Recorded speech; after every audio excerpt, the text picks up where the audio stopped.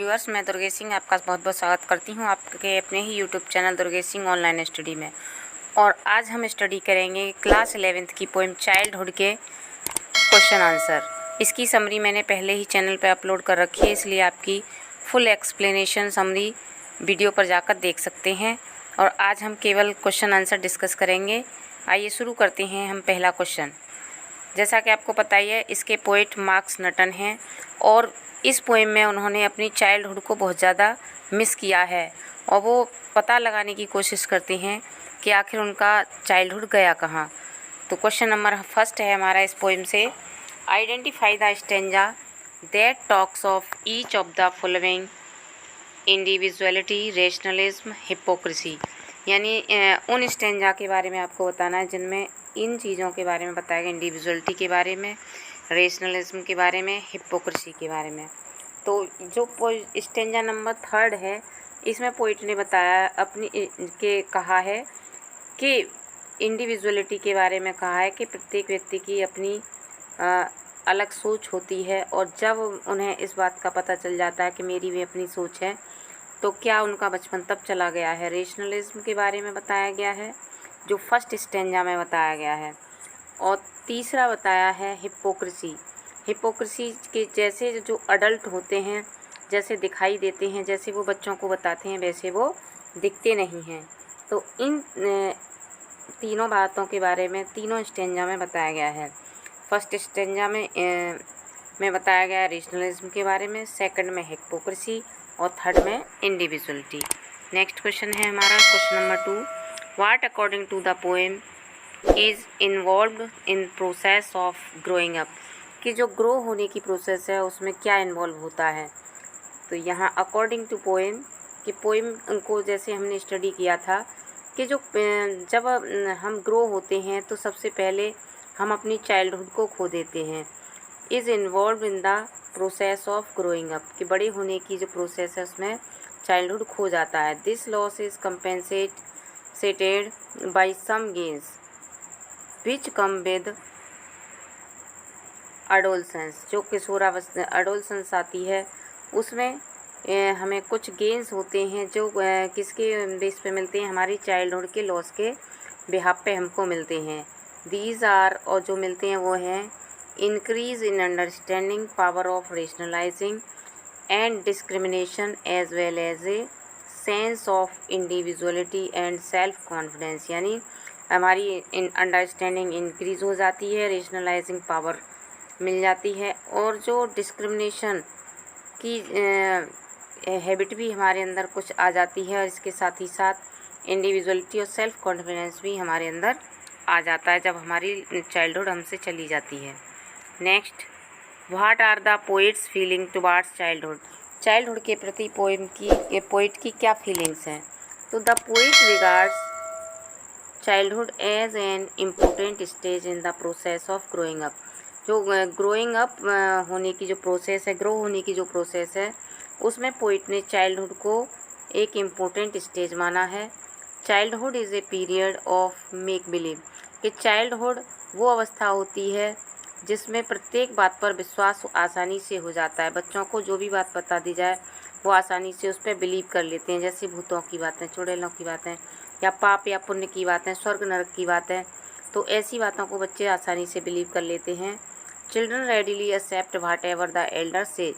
Children उस बात को आसानी से एक्सेप्ट कर लेते हैं जिसको उनके बड़े बताते हैं। The poet does not feel any regret. Poet को कोई भी रिग्रेट फील नहीं होता कि sense of loss on losing his childhood, के उन्हें sense of losing his childhood पे उनको कोई भी रिग्रेट फील नहीं हो रहा है। Which do you think are the most poetic lines why. इस पोइम में कौन सी लाइन पोइट आपके अकॉर्डिंग मोस्ट पोइटिक मानी गई हैं। तो इसका आंसर है the following line.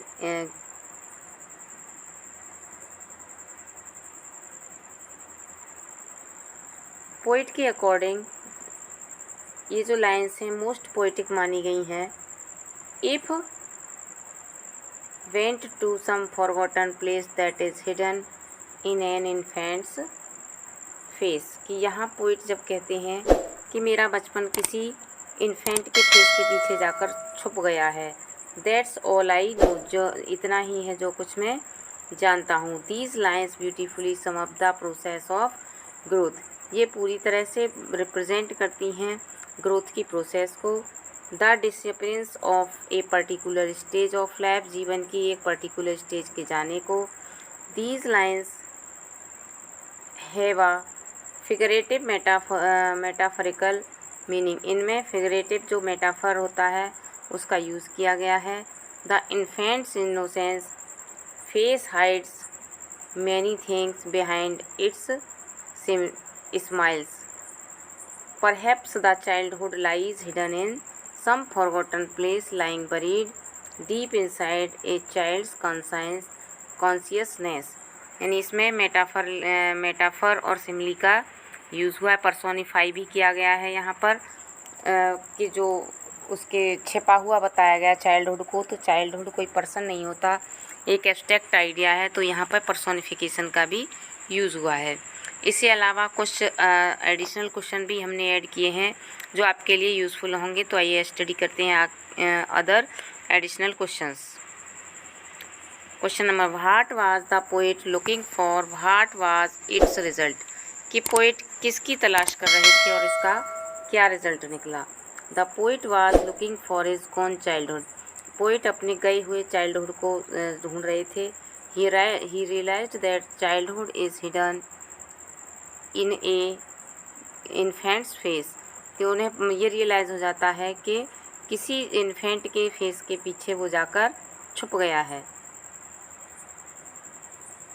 What problem does the poet deal with, किस पोएम के से पोएट डील करते हैं, तो यहाँ हमारा आंसर है the poem deals with the problem of childhood, कि चाइल्डहुड की प्रॉब्लम से पोएम डील करती है। It represents the problem how the hypocrisy of adulthood takes place, और ये इस बात को प्रेजेंट करती है किस तरह से बच्चे की जो इनोसेंस होती है उस पर किस तरह से हिपोक्रेसी, अडल्टहुड की हिपोक्रेसी अपनी जगह बना लेती है, उसको रिप्लेस कर देती है हिपोक्रेसी से उसकी इनोसेंस को।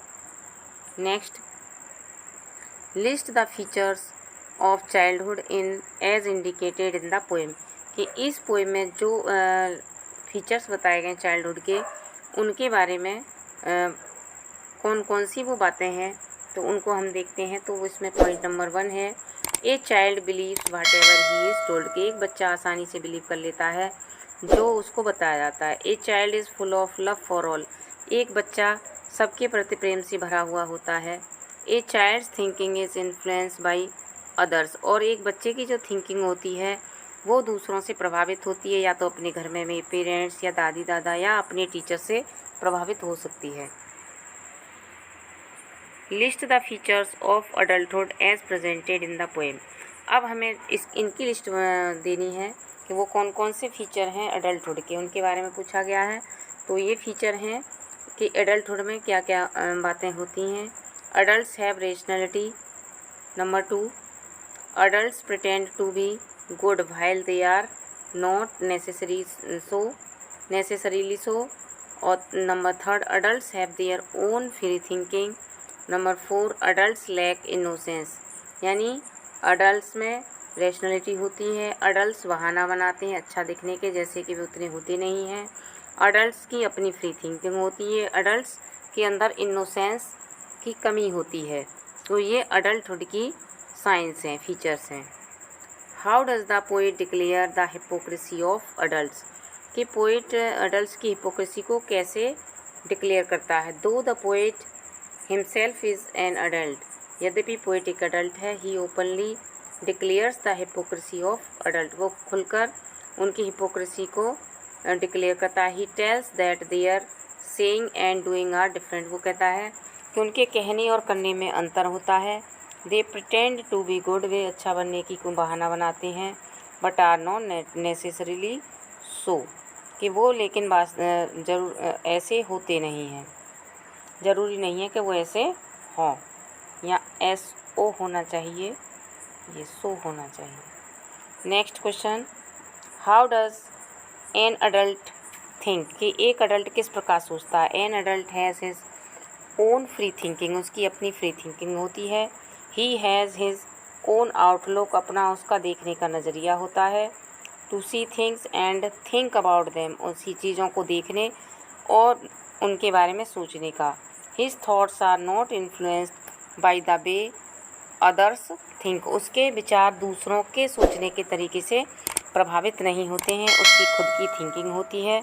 इसी के साथ हमारी वीडियो समाप्त होती है। उम्मीद करती हूँ आपको क्वेश्चन समझ में आए होंगे और ये आपके लिए यूज़फुल भी होंगे। इसी के साथ हमारी वीडियो समाप्त होती है। मिलते हैं नेक्स्ट वीडियो में। Till then bye bye and take care.